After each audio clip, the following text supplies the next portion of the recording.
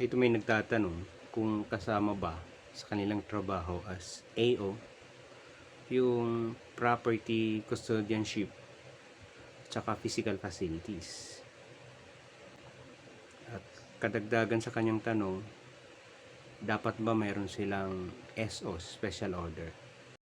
Hi guys! Hello. Welcome to Sir Fans Learning Channel!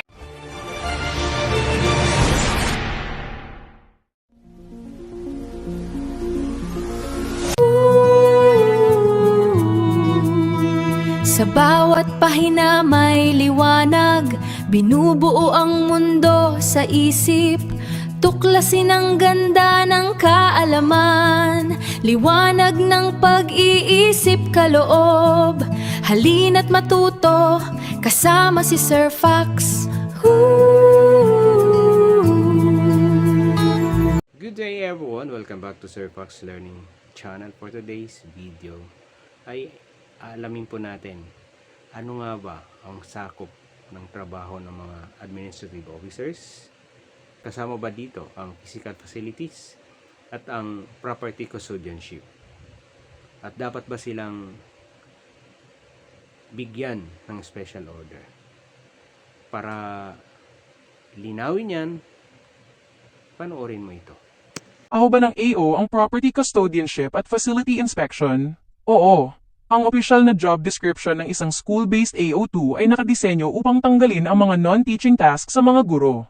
Nahahati ang kanilang trabaho sa tatlong pangunahing key result areas, ARAs: Personnel Administration, HR Management; Property Custodianship, Supply Management; General Administrative at Financial Support sa ilalim ng Property Custodianship at Supply Management. Tungkulin nila ang pagpapanatili ng updated na inventory ng lahat ng ari-arian ng paaralan, gamit, libro, gusali. Siguraduhing ligtas at maayos ang imbakan ng mga supply at kagamitan. Upang magawa ang inventory at masigurong nasa maayos na kondisyon ang mga ari-arian, natural at kasama sa proseso ang facility at property inspection.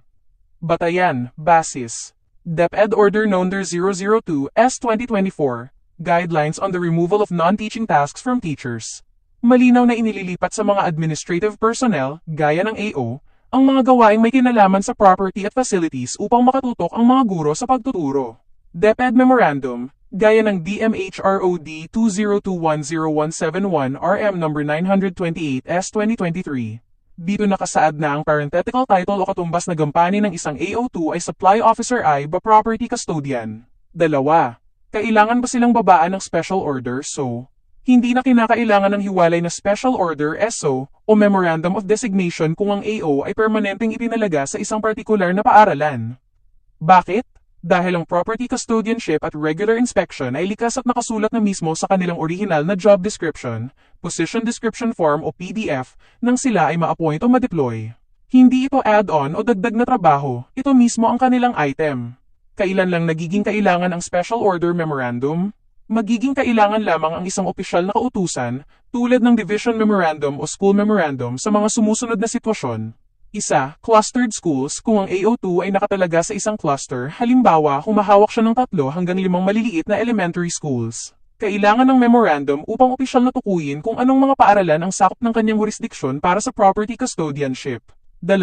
Transfer of accountability. Kung may formal na turnover ng mga ari-arian mula sa lumang property custodian, gaya ng gurong dating may designation, patungo sa bagong upong AO. Ito ay ginagawa sa pamamagitan ng Inventory Transfer Report ITR at aprobadong paglilipat ng pananagutan, hindi lang basta SO. Buod para sa proteksyon ng AO. Kung ikaw ay isang AO, hindi mo pwedeng tanggihan ng property custodianship dahil iyan ang core function ng iyong item ayon sa DepEd.